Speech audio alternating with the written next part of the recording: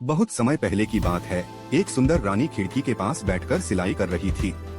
अचानक उसने अपनी उंगली चुभा ली और खून की 3 बूंदें बर्फ पर गिरी। बर्फ पर लाल रंग देखकर रानी ने सोचा, काश मेरी एक बेटी हो जिसकी त्वचा बर्फ जैसी गोरी हो, होंठ खून जैसे लाल हो और बाल काले आबनूस जैसे हो। कुछ समय बाद उसकी इच्छा पूरी हुई और उसे एक प्यारी सी बेटी हुई जिसका नाम रखा गया स्नो व्हाइट। लेकिन बच्ची के जन्म के कुछ समय बाद ही रानी का निधन हो गया। राजा ने दूसरी शादी कर ली। नई रानी बेहद सुंदर थी पर साथ ही घमंडी और ईर्ष्यालु भी थी।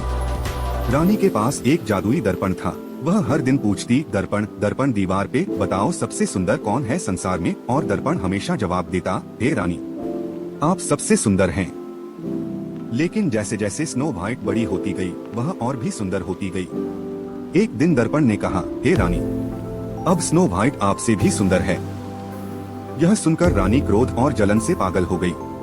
उसने तय किया कि स्नो व्हाइट को रास्ते से हटाना होगा। उसने एक शिकारी को बुलाया और आदेश दिया, स्नो व्हाइट को जंगल में ले जाओ और उसे मार डालो। सबूत के तौर पर उसका दिल लेकर आओ। शिकारी स्नो व्हाइट को जंगल में ले गया पर उसकी मासूमियत देखकर वह दया कर बैठा। उसने उसे भाग जाने को कहा और खुद एक जानवर का दिल लेकर रानी के पास लौट आया। स्नो व्हाइट जंगल में भटकती रही, डरती रही।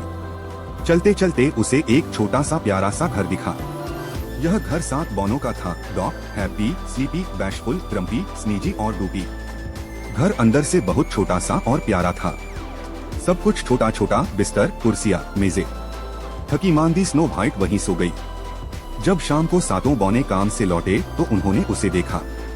पहले तो वे डर गए, फिर जब स्नो व्हाइट ने उन्हें अपनी दुख भरी कहानी सुनाई तो उन्हें उस पर दया आई। उन्होंने कहा, तुम हमारे साथ रह सकती हो, पर एक शर्त है, किसी अजनबी को घर में मत घुसने देना। स्नो व्हाइट मान गई और 7 बौनों के साथ खुशी खुशी रहने लगी।